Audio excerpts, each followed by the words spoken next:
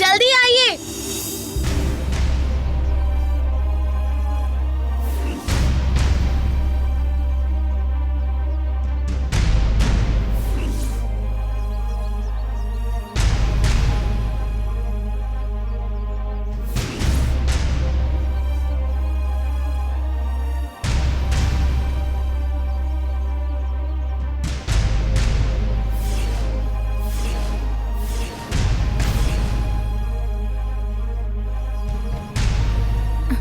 Virat, uncle ने phone किया था। पूजा हो गई है तो जल्दी घर आने के लिए कहा है। लगता है वो किसी टेंशन में है। विराट, क्या सोच रहे हो? चलना नहीं है क्या? जननी, चलेंगे ना। ये जगह बहुत शांत है। 5 मिनट रुककर चलें क्या? हाँ? अरे नहीं विराट, अंकल बहुत टेंशन में है। चलो जल्दी चलते हैं। जननी, बस 5 मिनट। अरे मैं फास्ट ड्राइव कर लूंगा ना। अरे हम फास्ट नहीं जाएंगे। तेज चलाना दुर्घटना को दावत देना, ऐसा मैंने गाड़ियों के पीछे पढ़ा है। आपकी इच्छा है तो हम 5 मिनट बैठकर चलते हैं। बैठ जाइए।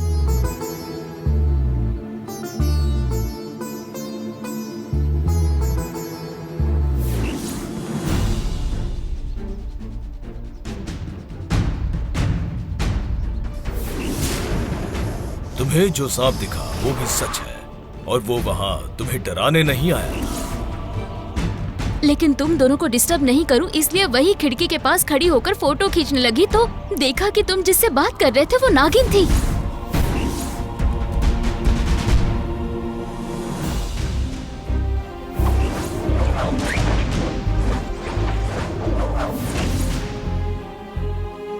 विराट, आपने बैठने के लिए कहा, ये भी अच्छी बात है।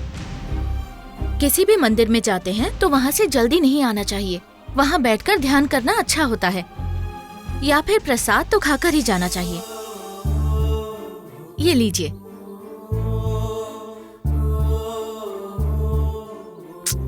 विराट, क्या हुआ? आप किस सोच में गुम हैं? भगवान का ध्यान कर रहे हैं?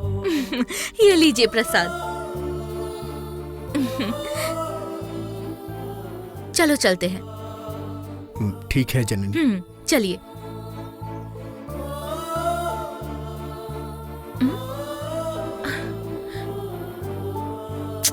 विराट, चलिए।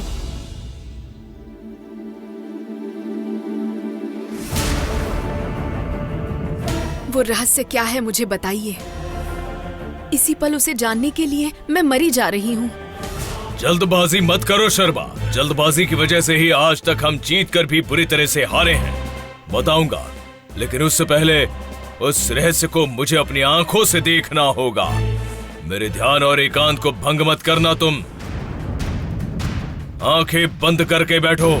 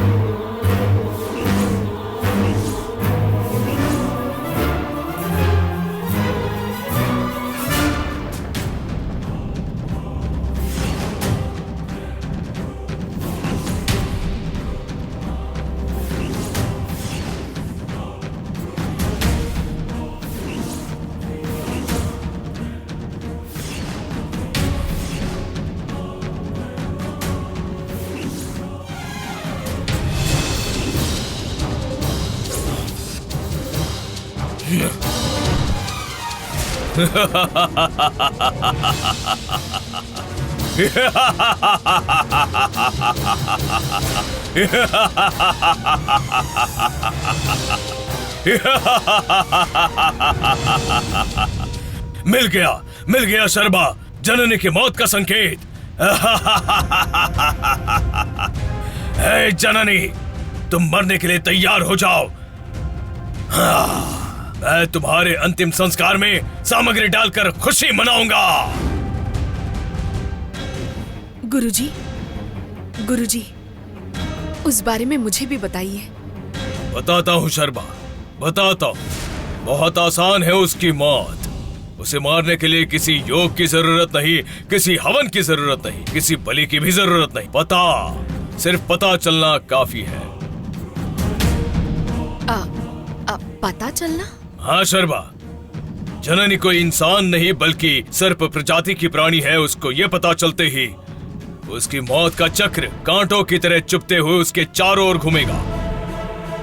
उसे उसका जन्म रहस्य का पता चलते ही 3 दिन 3 रात बीत जाने के बाद चौथे दिन के सूर्योदय को वो देख नहीं पाएगी शर्मा। बस इतना ही गुरुजी? मतलब ये पता चलते ही वो मर जाएगी? तुम्हें बहुत आसान लग रहा है, लेकिन ये बात उसे पता चलना उतना ही मुश्किल है शर्मा। क्यों? जो उसे बताएगा उसे भी खतरा होगा शर्मा।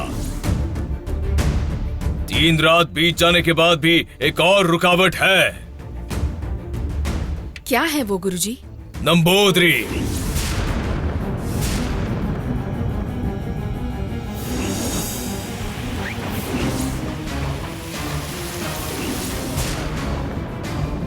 हाँ शर्मा, नंबोदरी को जिस बंधन में मैंने बांधा है वो उस बंधन से आजाद हो जाएगा। वो शाश्वत बंधन नहीं है शर्मा। अपनी मौत के पहले नंबोदरी फिर से उस नागमणि को पाने की कोशिश करना छोड़ेगा नहीं। अगर जन्नी मर भी गई तो नागमणि हासिल करने के लिए हमारे सामने सिर्फ एक ही बाधा होगी और वो है नंबोदरी शर्मा।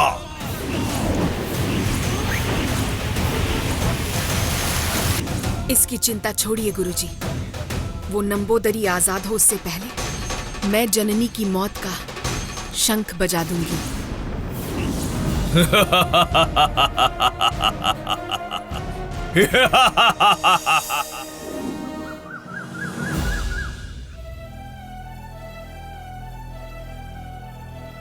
डैड, बोलो विराट, क्या बात है? एक इमरजेंसी है, आपसे बात करनी है मुझे। ऐसी कौन सी इमरजेंसी है? वही डैड, जननी के बारे में। इसमें क्या इमरजेंसी है भाई? मुझे तो समझ में नहीं आ रहा। खैर छोड़ो उस बात को। तुम्हें तो किताबें पढ़ने की आदत है ना? अगर नहीं पढ़ता तो वाइस चांसलर के हाथों मुझे सर्टिफिकेट मिलता क्या?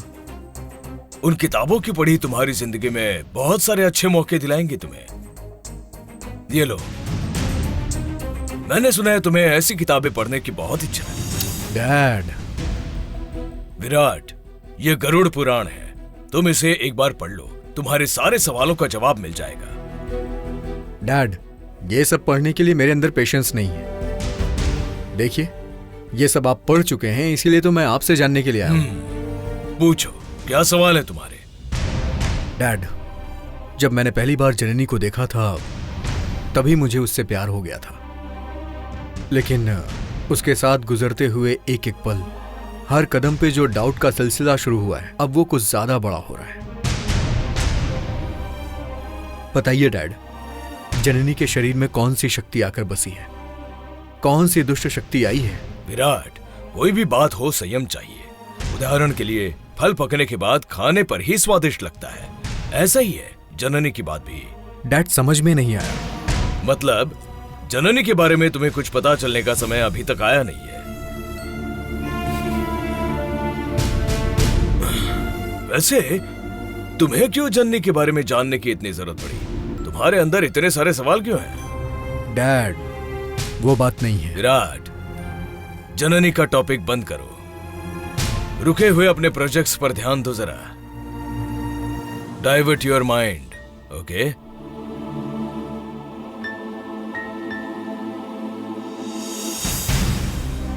क्या ये डैड, मुझसे मिलने के लिए आप हॉस्पिटल तक आ गए? कोई इमरजेंसी है क्या? सिस्टर? ओ हो, शांत शांत, मुझे कुछ नहीं हुआ है। तुम्हारे दिमाग की इमरजेंसी को शांत कर सकूं इसलिए आया हूं। देखो राम, सुबह जब मैं कॉफी पीने आया तो मैं तुम्हारी माँ से पूछा कि तुम कहाँ हो। उसने कहा कि तुम हॉस्पिटल गए हो। ऐसी कौन सी इमरजेंसी थी कि तुम्हें इतनी सुबह हॉस्पिटल आना पड़ा? ये सोचकर आश्चर्य हुआ। यही देखने के लिए मैं यहाँ चला आया। ऐसी बात नहीं है डैड। देखिए ना, जननी के साथ एंगेजमेंट हुई तब से लेकर देवसेना से शादी करने के बाद तक हॉस्पिटल की तरफ मैंने ध्यान ही नहीं दिया, इसलिए जल्दी आ गया। और कुछ दिन नहीं आते तो भी चलता। यहाँ ऐसा कौन है जो तुम्हारे ही हाथ से पेट चिरवाकर बच्चे की डिलीवरी कराने का इंतजार कर रहा है? ऐसा कौन है बेटा? हाँ?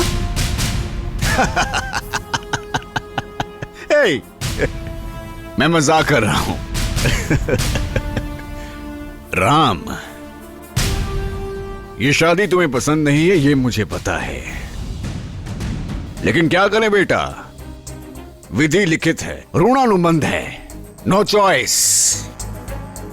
लेकिन देवसेना को तुम्हारे हाथ से मंगलसूत्र क्यों पहनाया गया, ये तुम्हें पता है ना? यस माय बॉय, उस घर में जो खजाना है, द मोस्ट वांटेड ट्रेजर, वो हमारे घर में आना चाहिए। इस बात को दिमाग में रखो। तुम्हें देवसेना के पास ही रहना होगा। मन नहीं है फिर भी उसके साथ प्यार का नाटक करना होगा। एक बार हमारा काम हो जाने के बाद ये नाटक का पर्दा बंद करके असली जिंदगी शुरू करनी होगी। वैसे भी शादी के मंडप में जो हमारी इज्जत गई वो वापस नहीं आएगी। अब अगर घर भी चला गया तो तुम्हारे बाप की सांसें नहीं चलेंगी। देखो राम, जन्म देने वाला बाप भी जरूरी है और बीवी भी जरूरी होती है। दोनों को बैलेंस करके चलने वाला आदमी ही असल में समझदार होता है, और उन समझदारों में से तुम भी एक ऐसे हो, ये मुझे लगता है। वो नागमणि जब तक तुम्हारे घर में नहीं आ जाती तब तक तुम्हारा साथ दूंगी, उस शर्मा ने ऐसा वादा किया है। देखो राम, तुम देवसेना से अपना प्यार नहीं जता पाओगे तो उसके मन में जगह नहीं बना पाओगे, और तुम उसके दिल में घर नहीं कर पाए तो वो नागमणि हमारे घर पे नहीं आ पाएगी। इसलिए कुछ दिन अपना ये स्टेथोस्कोप को साइड पे रखकर देवसेना को बाहर घुमाने लेकर जाओ और उसे बाहर खाने खिला के लाओ और उससे प्यार जताओ। तभी उसे तुम पर भरोसा होगा। तुम जैसा कहोगे चुपचाप मानेगी। डैड, ये इतना आसान नहीं है डैड, दिल में बसे हुए प्यार को निकाल कर फेंकना। मुझे पता है राम, लेकिन नो ऑप्शंस। सोचने के लिए भी मैं तुम्हें दूसरा ऑप्शन नहीं दूंगा। तुम्हें करना होगा। बस ये हम दोनों के लिए है, ओके?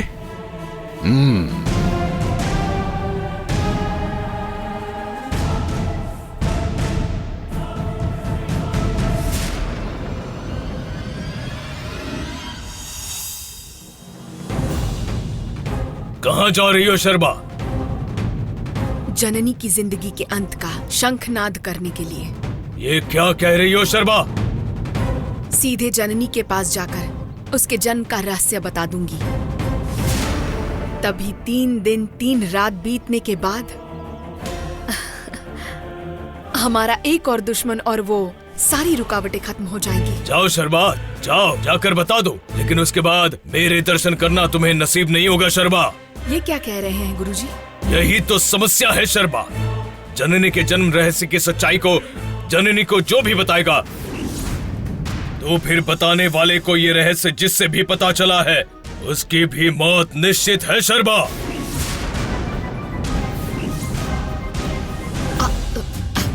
ऐसा है तो फिर उसे बताएंगे कैसे, और उसका अंत कैसे होगा गुरुजी? बताना पड़ेगा, बताना ही पड़ेगा शर्मा, लेकिन सीधे नहीं, उसके लिए कोई तरकीब निकालनी पड़ेगी शर्मा। बस इतना ही ना?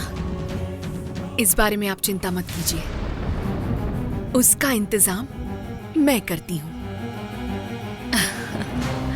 जननी की मौत की खबर सुनने के लिए आप तैयार हो जाइए।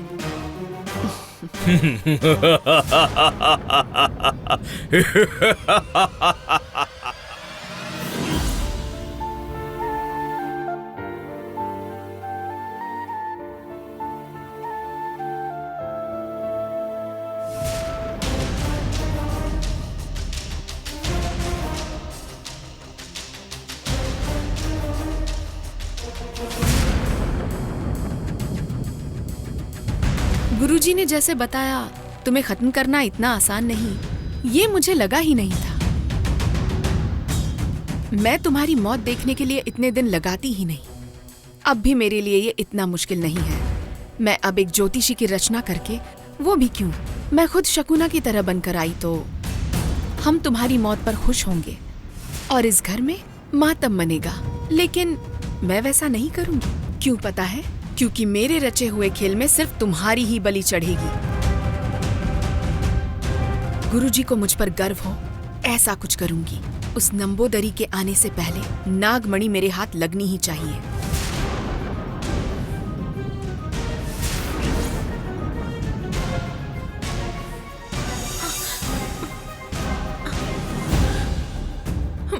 क्या हुआ जननी? डर गई क्या? ओह, कहीं मैं तुम्हारे मुंह पर तकिया रखकर तुम्हें मार ना दूं इसलिए? ऐसा करना होता तो मैं कब का मार देती। तुम जब सोई थी तभी तुम्हें खत्म कर देती। हंसी? ये हंसी क्यों? डर नहीं है क्या? या फिर तुम्हें मारना मेरे बस का नहीं है ऐसा लगा? अच्छा हुआ तुमने खुद ही मान लिया कि मुझे मौत से डर नहीं लगता। और ऐसा क्यों? तुम खुद जानती हो। इतनी ज्यादा कोशिश करके भी तुम जीत नहीं पाई। हार जीत के खेल में आखिर अब कुछ बड़ा होने वाला है। तुमने कहा था ना कि मेरे हाथ से नागमणि कभी नहीं ले पाओगी। हाँ बिल्कुल, और ये बात मैं फिर से कह रही हूँ, जब तक मैं जिंदा हूँ ये नहीं हो सकता। तुम्हारी सांसें रुक गई तो हो जाएगा ना? मेरी सांसें रुकने से पहले तुम्हारी सांसें रुक जाएंगी। ओह, तुम्हें अपने ऊपर इतना भरोसा और आत्मविश्वास। कर लो, लेकिन तुम्हारी सांसें रुकने का समय इसी क्षण से शुरू हो रहा है। लिख लो। ये तुम्हारा भ्रम है। तुम भी लिख लो। उस पल से ठीक 1 मिनट पहले तुम्हारी सांसें रुक जाएंगी।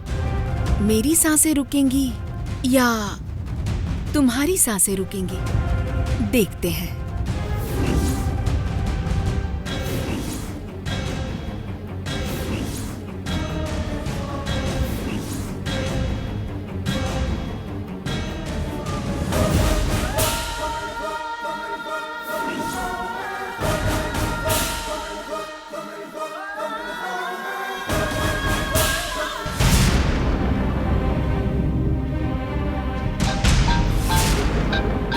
हाँ? तुम जाओ और बैठो, मैं फोन अटेंड करके आता हूँ।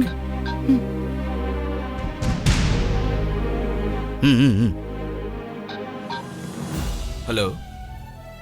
हेलो दामाद जी। हाँ बोलिए सर। कहाँ हो? क्या बात है? हेलो, मुझे थोड़ी बात करनी थी। एक छोटा सा ऑब्लिगेशन है। ऑब्लिगेशन? वो क्या? कुछ नहीं, छोड़ो। अभी आप कहाँ हो? यही सर, हमारे घर के पास जो व्हाइट पैलेस है वहाँ देवसेना के साथ लंच के लिए आया हूँ। ओह अच्छा, ठीक है, मैं बाद में फोन करता हूँ। सर ऑब्लिगेशन की बात कर रहे थे। अरे कुछ नहीं, छोड़ो, कोई बात नहीं, मैं बाद में फोन करता हूँ। अभी बताइए ना सर। वो दामाद जी, विराट ने जब आपको फोन किया था तो आपने उसे अवॉइड कर दिया था। उसे मुझे फोन करने की क्या जरूरत है? नहीं, घर में जो झगड़ा हुआ था उसके लिए वो आपसे माफी मांगने के लिए फोन किया था। उसकी कोई जरूरत नहीं सर, इसलिए मैं उससे बात करना अवॉइड कर रहा था।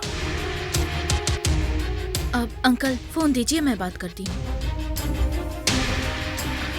राम प्लीज, इसमें विराट का कोई दोष नहीं है। एक बार उन्हें मिलने का मौका तो दीजिए। हेलो राम। अंकल, राम कहाँ है उसने बताया क्या? वो व्हाइट पैलेस में बोल रहा था। ठीक है अंकल, मैं वहीं जाके मिल लेता हूँ। विराट, मैं भी साथ चलती हूँ। नहीं जननी, हम दोनों साथ में गए तो फिर से झगड़ा हो सकता है। मैं अकेले ही जाता हूँ। ठीक है।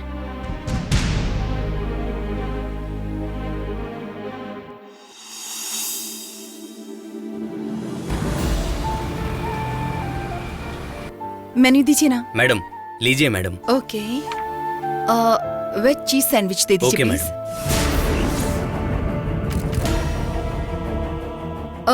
राम, आपके लिए क्या ऑर्डर करूं? तुम्हें जो पसंद है वही ऑर्डर कर देना।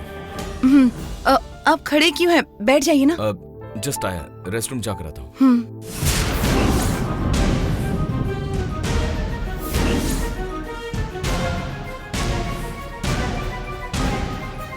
बीमार सोच रहा था कड़ी चावल खाऊं। डॉक्टर ने बोला कड़ी चावल खाओ। राम देवसेना से दूर है अभी। मुझे भी ऐसे ही मौके की तलाश थी। गुरुजी, आज आपने जो हथियार दिया है उससे राम की कहानी कुछ ऐसे बदले कि वो नागमणि हमारे कब्जे में आ जाए।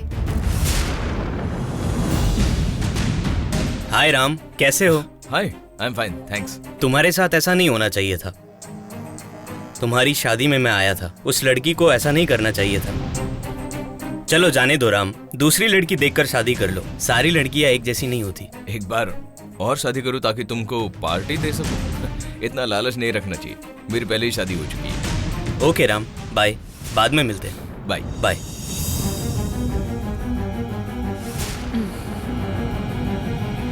हर एक को अलग अलग जवाब देना पड़ रहा है। अगर यहाँ और खड़ा रहा तो कितने लोगों को जवाब देना पड़ेगा।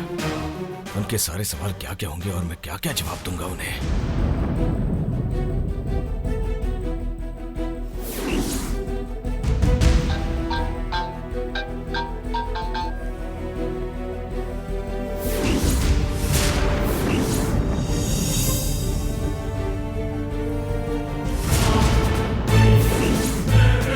वाह, मौके पर चौका इसी को कहते हैं। लग रहा है जैसे अमृत घड़ी चल रही है। जैसा सोच रही हूँ वैसा ही हो रहा है।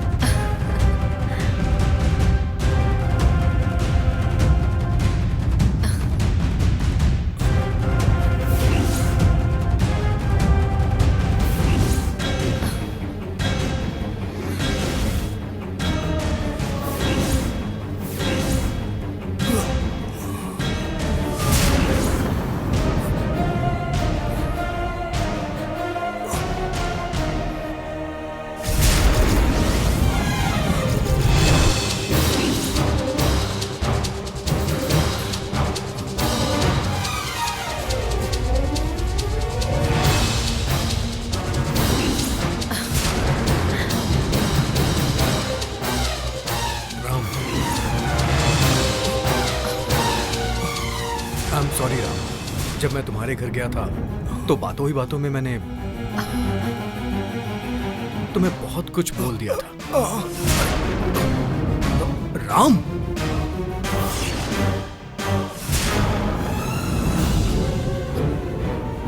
राम, राम, राम, क्या हुआ तुम्हें? राम,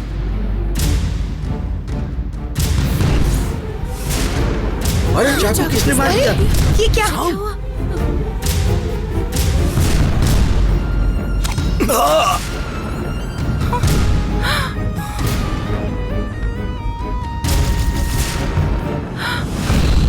राम, राम,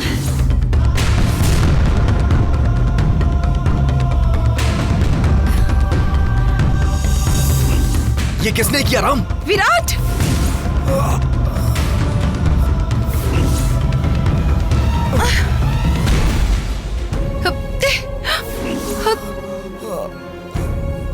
राम,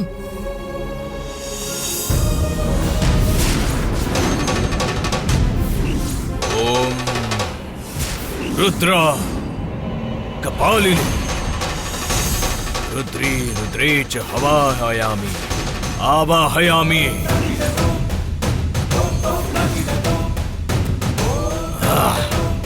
इस समय तक शर्मा ने जननी को उसके जन्म का रहस्य समझा दिया होगा।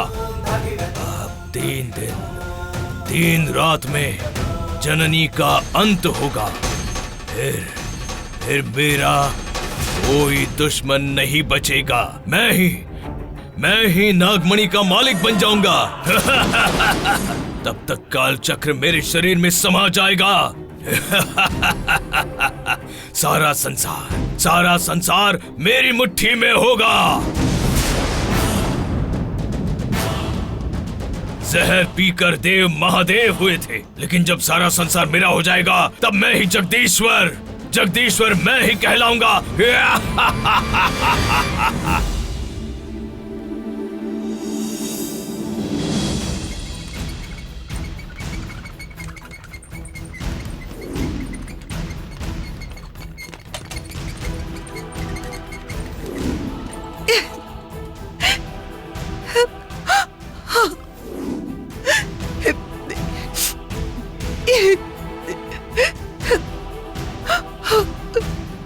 देवसेना, पापा वो रो मत बेटी, शांत हो जाओ, तुम शांत हो जाओ। मैं जाकर देखता हूँ।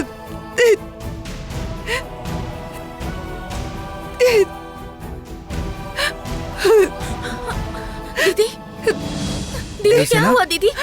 क्या हो गया बेटी? दीदी, अंकल, मैंने आपका क्या बिगाड़ा था? मैंने जननी के साथ क्या अन्याय किया है? नहीं बेटी, अभी जो अनहोनी हुई उसका और तुम जो बात कर रही हो उसका क्या संबंध है? संबंध तो है ना, बिल्कुल संबंध है। दीदी को देखने के लिए बहन आती है, उस बहन के साथ उसका प्रेमी भी आता है। कैसा है वो मजनू? मुझ पर हाथ उठाया, मेरे बेटे पर हाथ उठाया, अब मेरे बेटे को उसने चाकू भी मार दिया।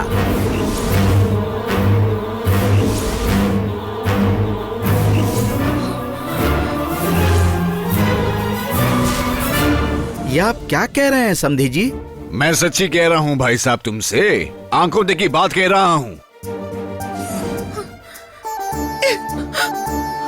अगर दुश्मन सामने से आकर अटैक करे तो एक अंदाजा रहता है, एटलीस्ट डिफेंड करने का मौका तो मिलता है। लेकिन पीठ पीछे से आकर चाकू मारे तो पलट कर देखने तक प्राण पखेरे उड़ चुके होते हैं। देवसेना, तुम ही बताओ बेटी। हाँ अंकल, विराट ने राम को चाकू मारा।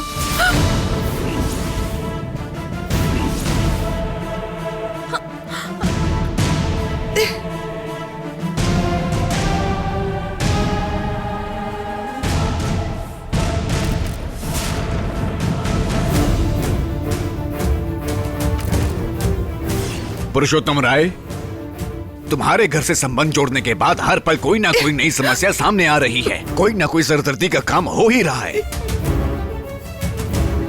आज मेरा बेटा आईसीयू में पहुंच गया है, 24 घंटे तक उसे ऑब्जर्वेशन में रहना होगा, तब तक कुछ नहीं कह सकते, ऐसा डॉक्टर कह रहे हैं।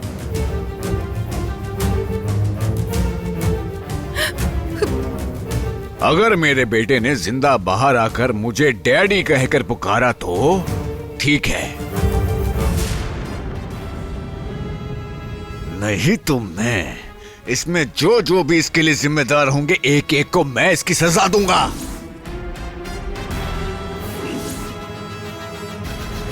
समधी जी, दीदी क्या सच में विराट ने ही ये किया था? मैं वहीं पर थी, मैं खुद इस बात की गवाह हूँ, मैंने खुद अपनी आंखों से देखा।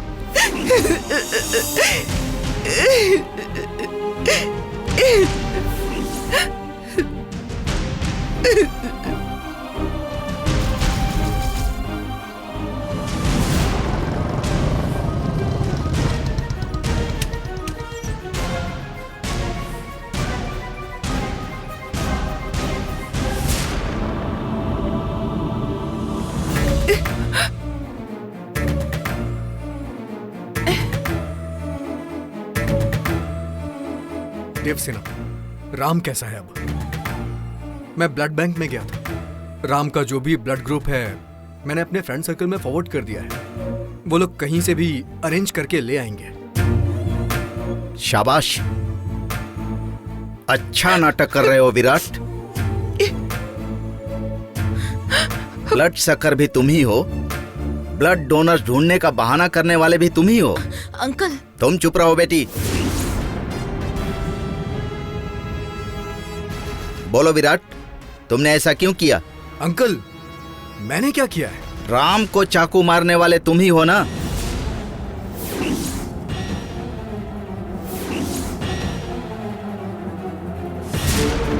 मैंने कुछ नहीं किया अंकल।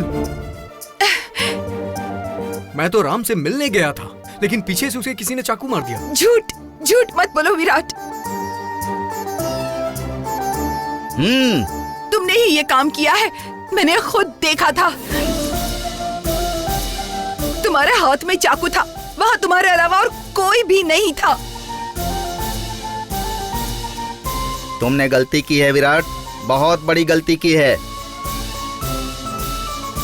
नफरत, ईर्ष्या, जब ये दो चीजें इंसान के मन में घर कर लेती हैं ना, तो उसे ऐसे ही बर्बाद करती हैं।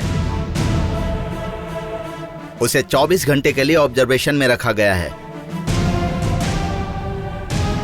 अगर राम की जान को कोई खतरा नहीं रहा तो ठीक है, अगर कुछ हुआ तो तुम सबको एक एक करके सजा दूंगा, चक्रवर्ती जी बोल कर गए हैं। अगर उन्होंने पुलिस में कंप्लेन लिखवा दी ना, तो पुलिस वाले अभी भी तुम्हें अच्छी तरह से। जननी, कम से कम तुम तो मेरी बात समझो। मैं राम से मिलने गया था, ये सच है, लेकिन उस पर अटैक करना या उसे खत्म करने का मेरा कोई प्लान नहीं है। विराट, मैं आपकी बात पर विश्वास करती हूँ, लेकिन दीदी ने हमारे सामने कभी झूठ नहीं बोला। जननी, पापा, राम कैसे हैं अब? अभी ट्रीटमेंट चल रहा है बेटी। अगर दूसरा हॉस्पिटल होता तो बहुत मुश्किल हो जाती। शुक्र है अपना ही हॉस्पिटल है, अपने ही डॉक्टर हैं।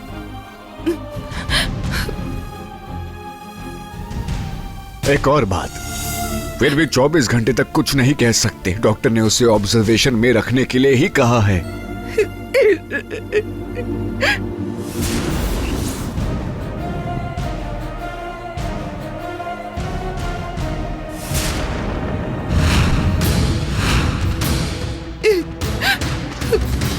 ए विराट, तुमने मेरे बेटे की हत्या करने की कोशिश की, पीठ में चाकू मारा। ये अपनी किस्मत समझो कि अभी मेरा बेटा जिंदा है, वरना मैं तुम्हारे घर तुम्हारा डेथ सर्टिफिकेट भेजने वाला था। पता है ना, तुम्हारी किस्मत बहुत अच्छी है कि तुम अभी जिंदा हो।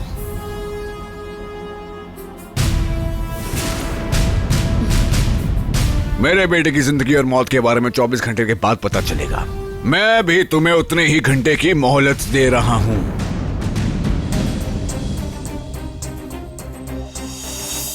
प्रार्थना करो, अपनी जिंदगी के लिए भगवान से प्रार्थना करो।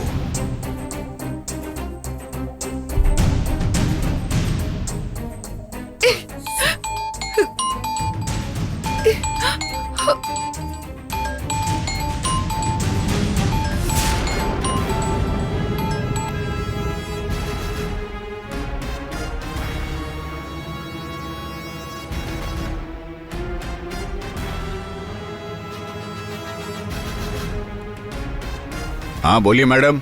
सर, अभी अभी मुझे खबर मिली। नफरत इस हद तक हो सकती है, मैंने नहीं। देखिए, आप जो भी कहो, मैं उसे बिना सजा दिए नहीं छोड़ूंगा।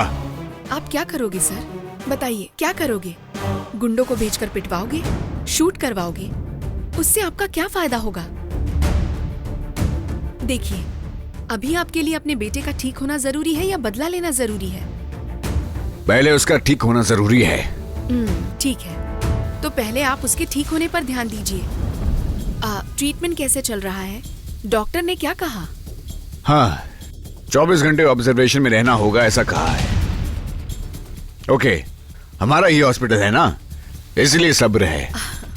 सब्र रखना तो जरूरी है, लेकिन वो बिजनेस में, बेटे की जिंदगी में नहीं।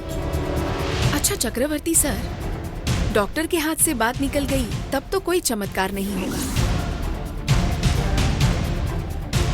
सर, मेरे कहने का मतलब ये है कि आपके पास जब धन्वंतरी जैसा वैद्य है, तो आप डॉक्टर पर क्यों प्रेशर डाल रहे हैं?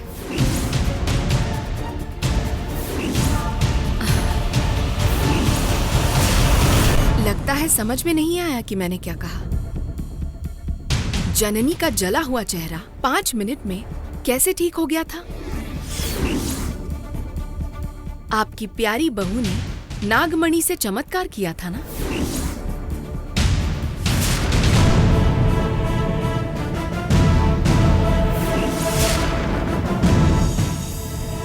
अरे बिल्कुल सही कहा। इसीलिए पहले वो लाइए, अपने बेटे की चोट पर उसे टच कराइए, फिर तुरंत आप अपने बेटे को वापस घर ले जा सकते हो। Thank you madam, thank you so much. You are always welcome sir.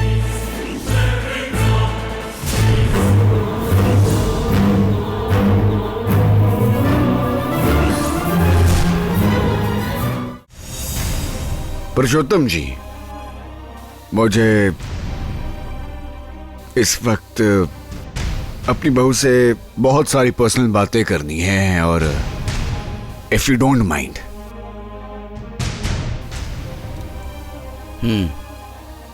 एक मिनट।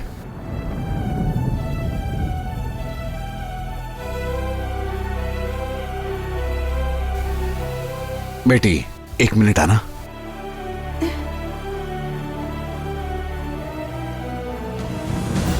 बोलिए पापा।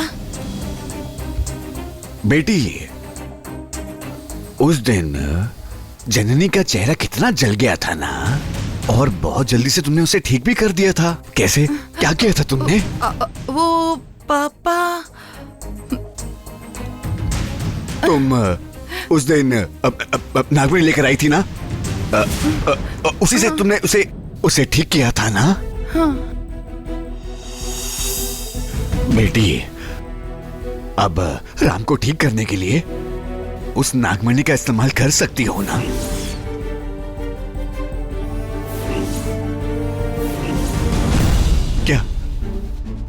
क्या सोच रही हो तुम? हाँ? राम को बचाने में तुम्हारी कोई दिलचस्पी नहीं है क्या?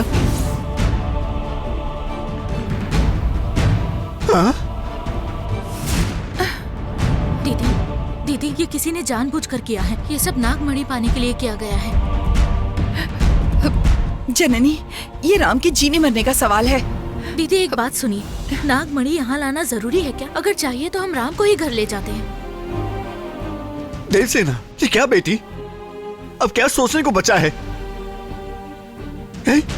ये तो तुम्हारे पति की जिंदगी का सवाल है। उसे बचाने के लिए कुछ नहीं करोगी क्या? दीदी, मेरी बात सुनिए प्लीज। बेटी, कुल मिलाकर देखो, जननी, अगर तुम इसके लिए राजी नहीं हुई तो मुझे कोई आश्चर्य नहीं होगा, लेकिन तुम्हें इसके लिए राजी होना ही पड़ेगा। पता है क्यों? क्योंकि राम तुम्हारा पति है, उसे बचाना तुम्हारा कर्तव्य है। जननी, तुम आ रही हो या नहीं ये मुझे नहीं पता, लेकिन मैं नागमणि लेने के लिए जा रही हूँ।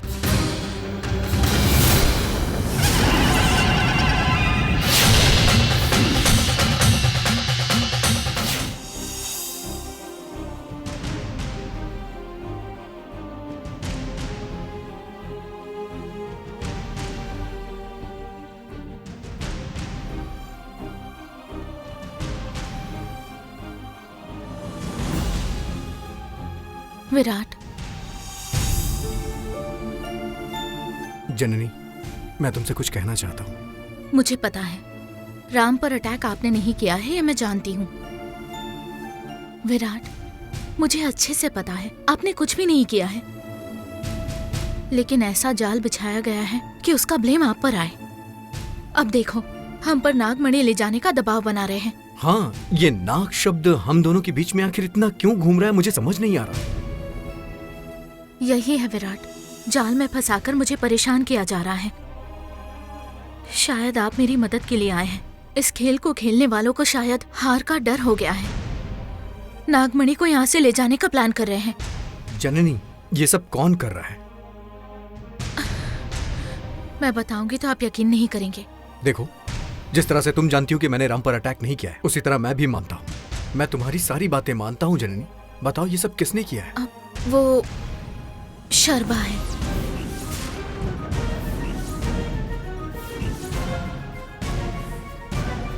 हाँ विराट, इस पूरे खेल के पीछे शर्बा और उसका गुरु अष्टवक्र दोनों ही हैं। जननी, जब तुम्हें सब कुछ पता है तो तुम चुप क्यों हो? उसके खेल को खत्म करना चाहिए ना। लेकिन अभी वो समय नहीं आया है विराट। दीदी और राम की ये शादी मेरी शादी रुकने की वजह से हुई, यही वजह है। लेकिन ये अब श्राप बन गया है। विराट, मैं अब जाकर दीदी से बात करके आती हूँ।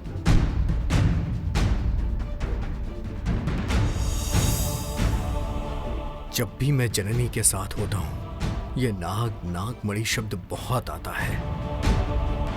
इसके पीछे का रहस्य सामने आना चाहिए। इसके लिए मुझे क्या करना होगा कुछ समझ में नहीं आ रहा है। शिट। जननी, कहाँ गई थी तुम? नागमणि लेकर आई ना? नहीं दीदी, उसे यहाँ लाना ठीक नहीं है। क्यों जननी? अब इसमें सोचने वाली क्या बात है? तुम नागमणि लाने गई थी इसलिए मैं यहाँ इंतजार कर रही थी। दीदी, 1 मिनट के लिए मेरी बात ध्यान से सुनिएगा। इस नागमणि के लिए आपको जरिया बनाकर ये दुष्ट लोग हमारी पीठ पीछे मुझे और आपको अलग करने की साजिश कर रहे हैं। जननी, अब तुम बेकार की कहानियाँ बिल्कुल मत बनाओ। वो लोग कौन हैं, क्या है, ये मुझे अच्छी तरह पता है, लेकिन ये उन सब के बारे में सोचने का टाइम नहीं है। इस वक्त मुझे अपने पति की जान बचानी है। अगर अचानक विराट की ऐसी हालत होती तो क्या तुम नागमणि न लाकर ये सब सोचती? जननी, अभी तुम्हारी शादी नहीं हुई है इसलिए तुम्हें इसकी कीमत बिल्कुल भी नहीं पता। मैं अब राम की पत्नी हूँ। ये कैसे हुआ, क्यों हुआ, ये तुम अच्छी तरह से जानती हो। दीदी, ऐसी बात नहीं है। देखो जननी, अगर तुम उसे लाने में कोई दिलचस्पी नहीं ले रही हो तो ठीक है। मेरे पति की जान खतरे में है। नागमणि से उनकी जान बचाने का मुझे पूरा हक है। दीदी,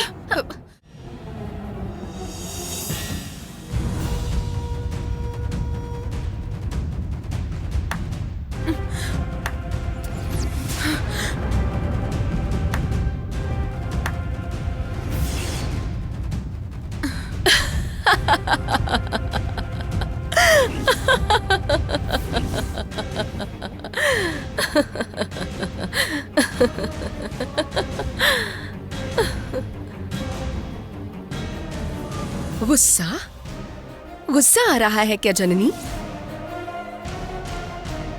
मेरा खेल कैसा लगा?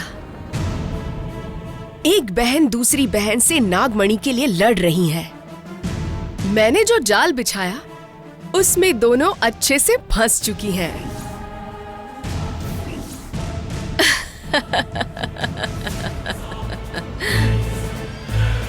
जननी, अब सिर्फ 24 घंटे बचे हैं।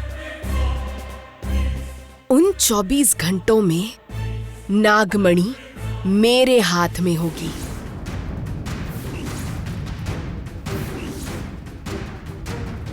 तुमने मुझसे चैलेंज किया था ना?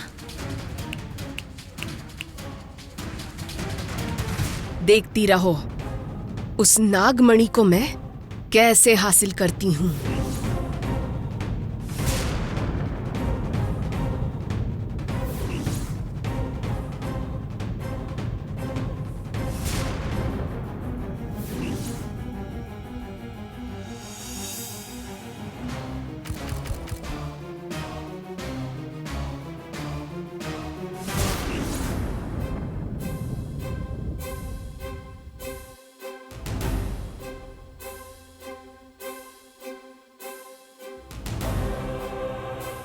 विराट और अंकल दोनों की बातें सुनकर लगता है कि जननी एबनॉर्मल लड़की है।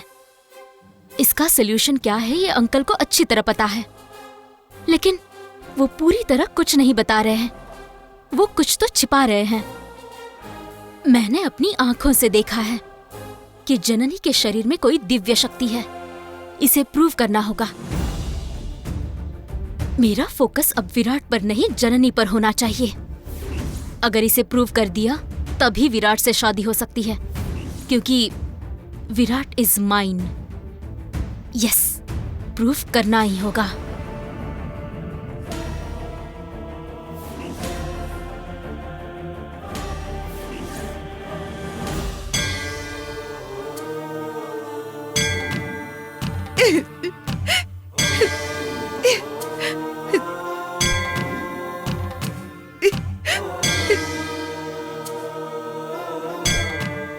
अंकल, दीदी को बहुत समझाया लेकिन वो नहीं सुन रही हैं। आप ही इन्हें कुछ कहिए। लोगों की बातों में आकर नागमणि ले जाना चाह रही हैं। अगर इतनी ही जरूरत है तो क्या राम को यहाँ नहीं ला सकते अंकल? अंकल, हॉस्पिटल में सारी बातें खत्म हो चुकी हैं। जो जिंदगी के लिए लड़ रहे हैं वो इसका प्रेमी नहीं है बल्कि मेरे पति है। मैं थोड़े टाइम के लिए नागमणि मांग रही हूँ, हमेशा के लिए नहीं। जैसे ही राम ठीक हो जाएंगे मैं खुद इसे यहाँ लाकर रख दूंगी। दीदी, ये नहीं कह रही हूँ कि राम ठीक नहीं होना चाहिए। अगर नागमणि यहाँ से गई तो उसकी पवित्रता वैसी नहीं रहेगी, जिससे खतरे का डर भी बढ़ सकता है। अंकल, मैं ज्यादा इंतजार नहीं करूंगी। मेरे लिए इंतजार करना मुश्किल है। नागमणि जननी की देखरेख में है, ये सच है। वो इसकी प्रॉपर्टी हो सकती है, इसीलिए मैं इसी से तो पूछ रही हूँ।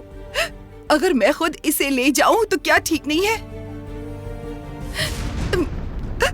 अगर मेरे पति की जान किसी वजह से चली गई तो मेरा और इसका रिश्ता इस नागमणि की वजह से नहीं बचेगा।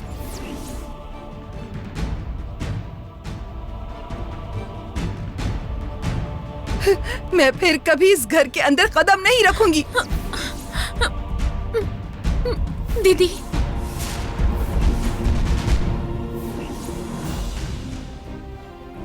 नहीं बेटी, ऐसा मत कहो। जननी, ऐसा जिद मत करो बेटी। तुम दोनों इस घर के लिए लक्ष्मी सरस्वती की तरह हो। अगर तुम में से एक को भी खो दिया तो हमारे लिए अच्छा नहीं होगा। और देखो, देवसेना कह रही है ना कि वो नागमणि को काम हो जाने के बाद वापस कर देगी बेटी। देखो बेटी, राम इस घर का दामाद है, उसे कुछ नहीं होना चाहिए। अगर उसे कुछ हुआ तो देवसेना सौभाग्यवती नहीं रह पाएगी। अच्छा बेटी, नागमणि देने में तुम्हें इतनी समस्या क्यों है? शादी के दिन जब आग में तुम्हारा चेहरा जल गया था तो देवसेना ने ही नागमणि की मदद से उसे ठीक किया था ना? अंकल, इसे वो सब कहां से याद होगा? अगर विराट के साथ ऐसा कुछ हो जाता तो क्या ये चुप रहती? दीदी, हाँ जननी, जो है मैं वही कह रही हूँ। नागमणि के मामले में तुम बहुत स्वार्थी हो। उसका फायदा सिर्फ तुम्हें हो, ऐसी तुम्हारी सोच है। दीदी, बस कीजिए। आप ही अकेली थी जो मुझे समझती थी। इतने दिनों से मुझे इसी बात का आप पर विश्वास बना हुआ था, लेकिन इस पल से वो विश्वास भी आप पर से उठ गया।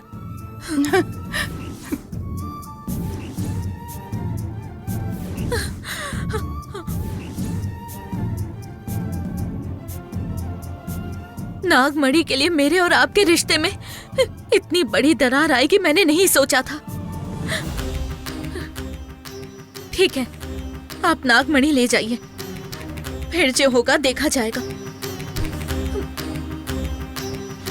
भाग्य के खेल में जो होना लिखा है वो होकर रहेगा।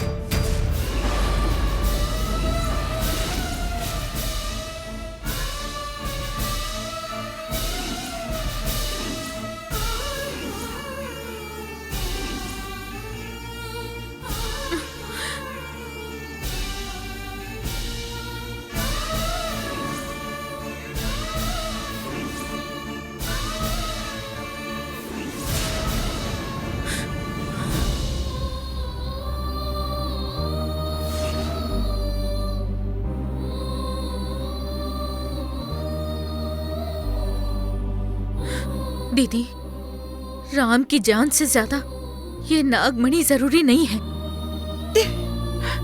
आपको विश्वास है कि इससे वो बच जाएंगे, ऐसा ही हो।